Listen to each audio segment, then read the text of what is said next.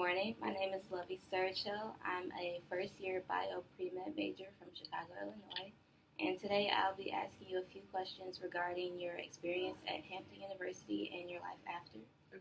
And I want to thank you in advance for your time. Thank you. So first question, what is your name? My name is Louiselle J. Ricks-Santi. Okay. What year did you graduate from Hampton? I graduated in May of 2000, May 13th, 2000. What was your class name? Over 10. What was your major? I was a biology major, but I was a cell and molecular major. And there were about 5 of us that were cell and molecular majors, and we were proud of that. Why did you choose that major? I knew that I wanted to go into genetics, and I wanted to do genetics type of work. Initially, I came into Hampton as a pre-med major, thinking that in order to be a scientist, you had to become a medical doctor. And then when I worked doing research for Dr. Smith, I did an internship between my freshman and sophomore year. That's when I learned that you didn't have to have an MD to be a research scientist and to become a geneticist. And so I think thereafter, that's when I learned that I could go on to get my PhD, and being a cell and molecular major would probably be the best major to begin. What were your most memorable experiences while attending Hampton University? I think my most memorable experiences were just hanging out with my friends, being in the dorm, just the camaraderie that you find with people that are from wherever you are, wherever you grew up, that share similar experiences being at Hampton University, that maybe have similar backgrounds. So my father was in the military, so I got to move around a lot. And for me, it was difficult relating to people from certain places. So I grew up in Virginia Beach, but I'm from Puerto Rico. But I went to high school in Washington, D.C. But what was really cool is that each of those groups embraced me as one of their own. So when people would ask me, where are you from? I'm from everywhere. And it didn't really matter. They would embrace me either way. So I think what that led to was just finding a new family outside of my immediate family. And to this day, almost 20 years later, I find that a lot of the friends that I've made here at Hampton University they're like family. Even Dr. Brown, as we were talking, I consider him part of my family outside of my immediate family. So I think my most memorable experiences here was just making friends and meeting people and going places. When I was in high school, I didn't really go anywhere, even though my dad was in the military.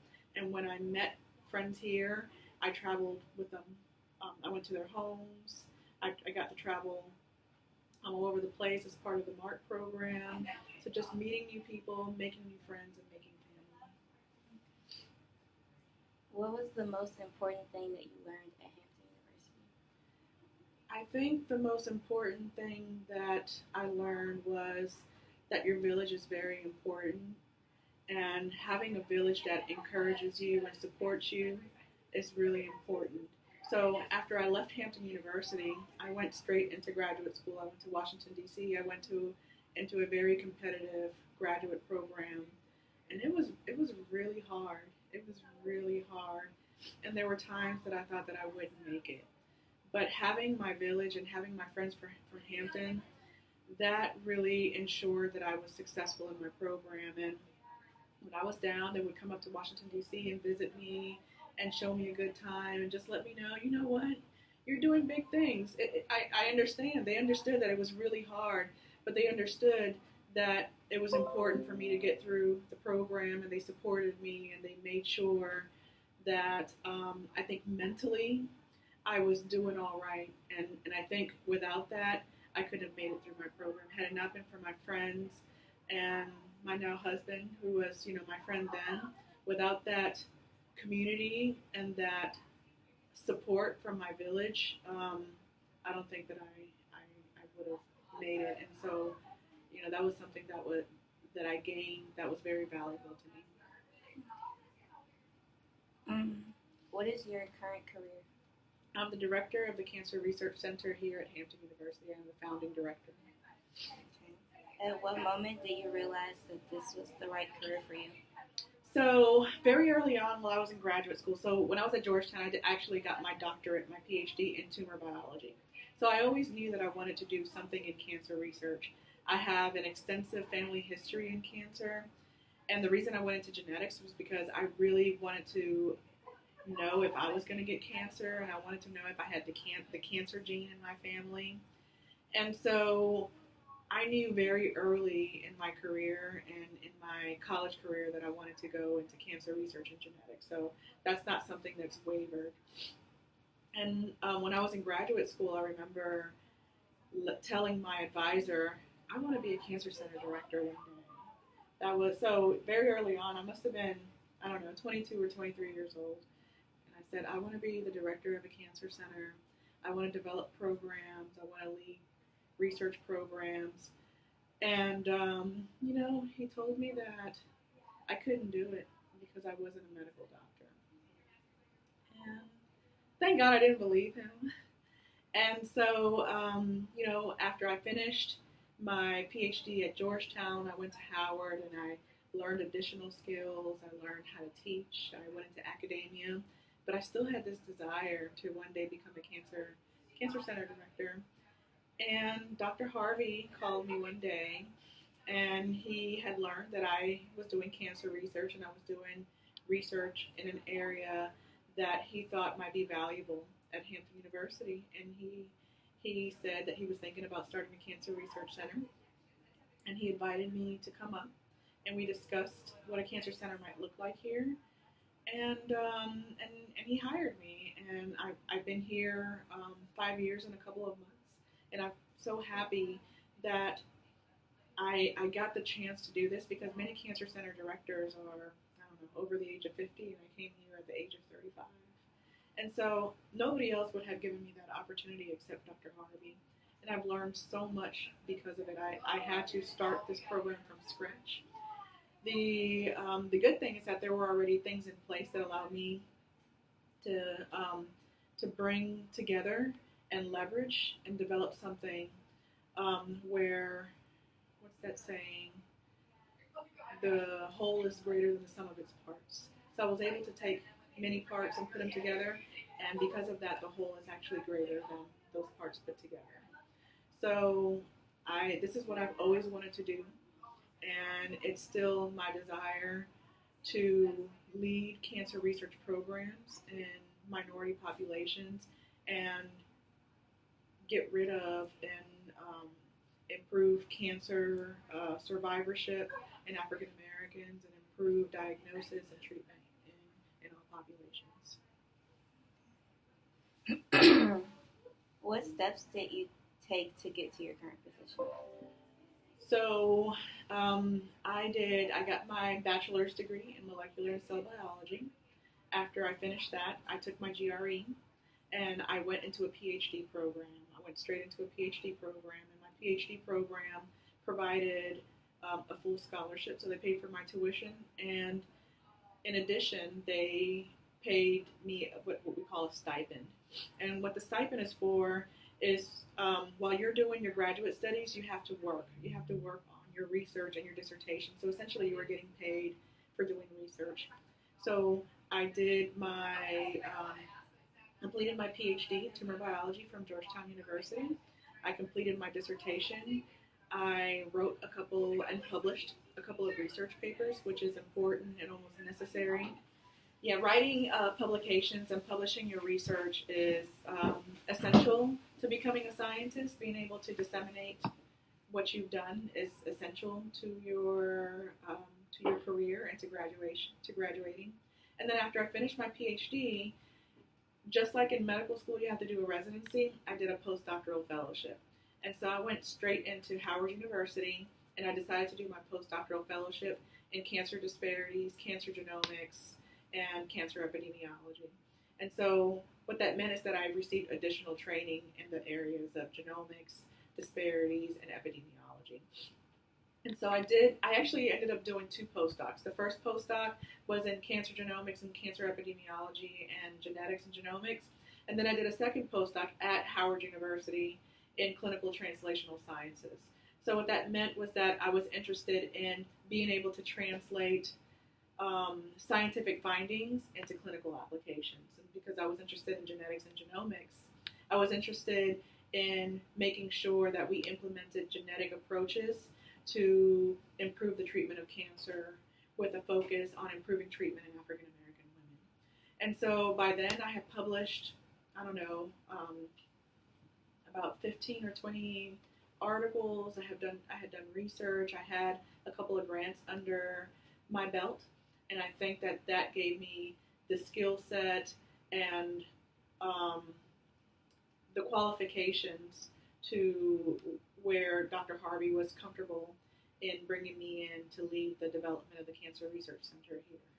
So that was pretty much my journey through to becoming a Cancer Center director. Do you think Hampton adequately prepared you for your career? Absolutely. And I'm not saying that because I'm here. Absolutely. I think I made the best out of my experience at Hampton University.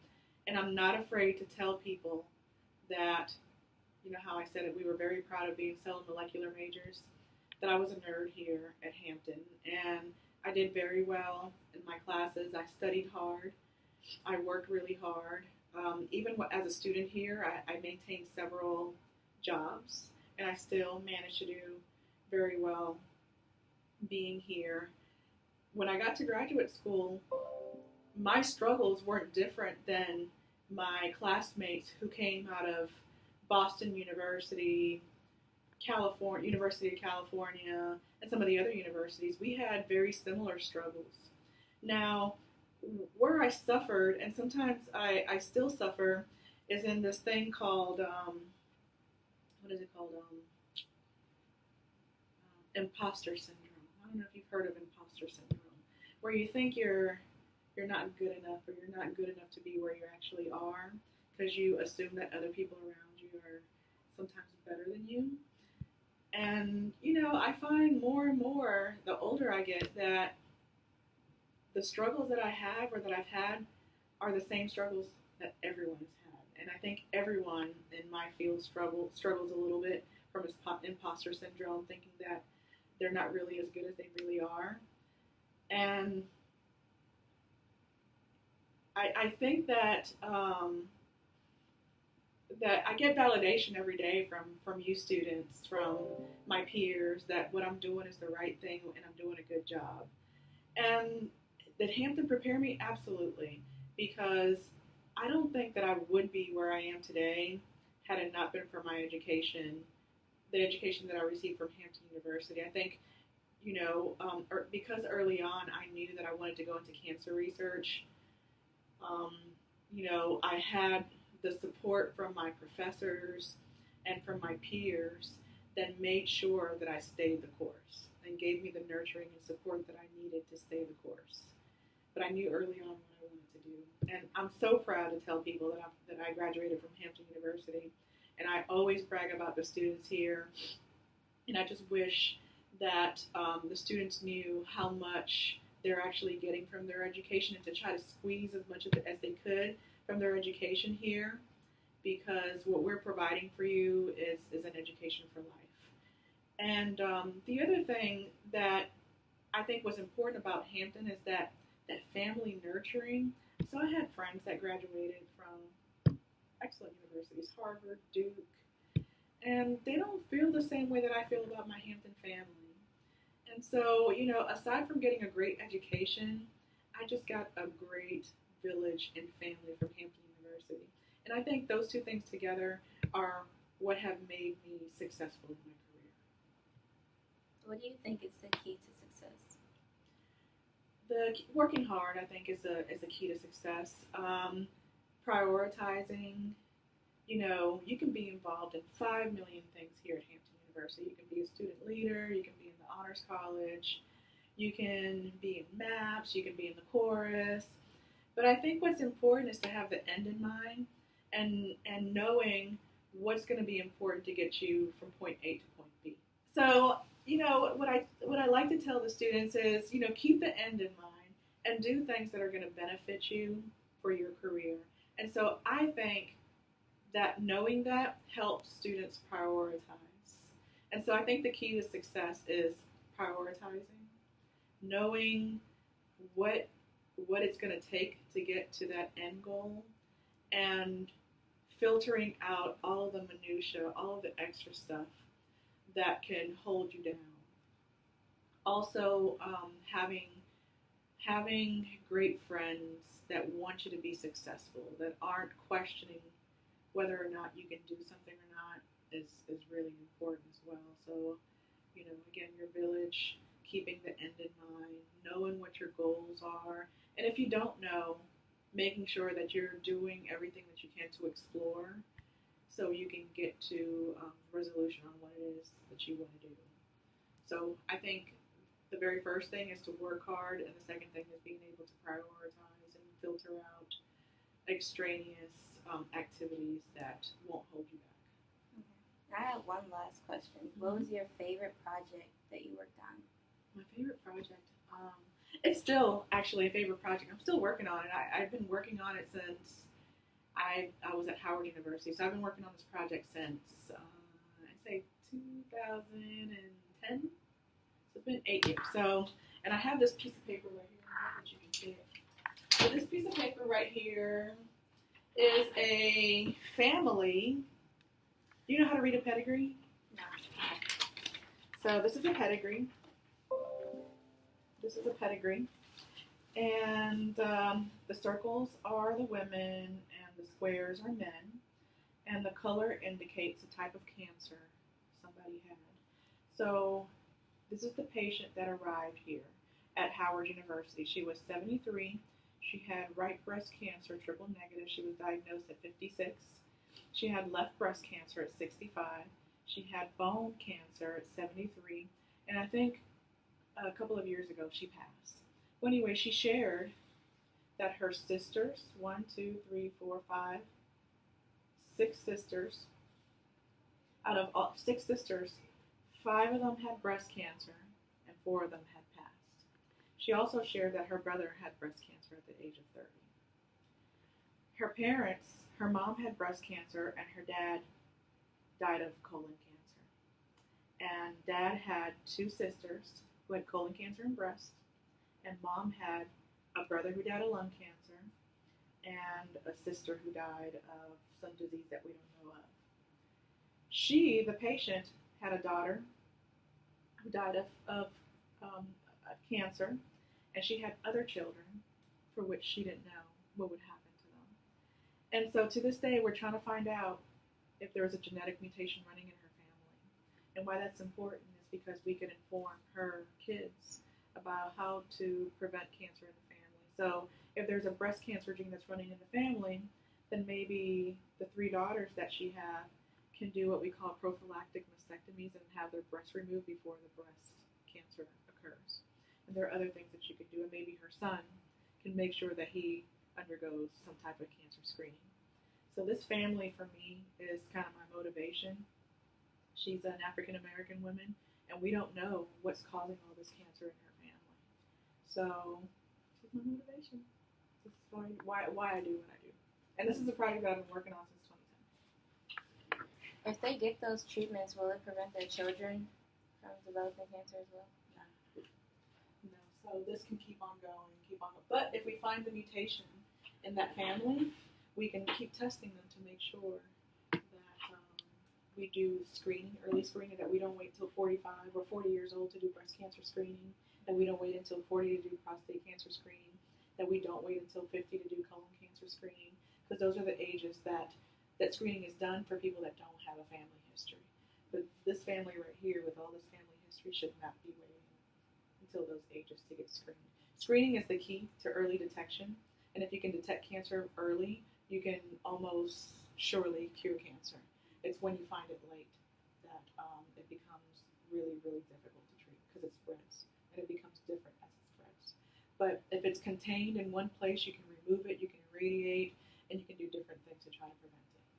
Okay. So that's been my project forever, and I'm going to keep going until I find out what's going on in that Thank you. You're welcome.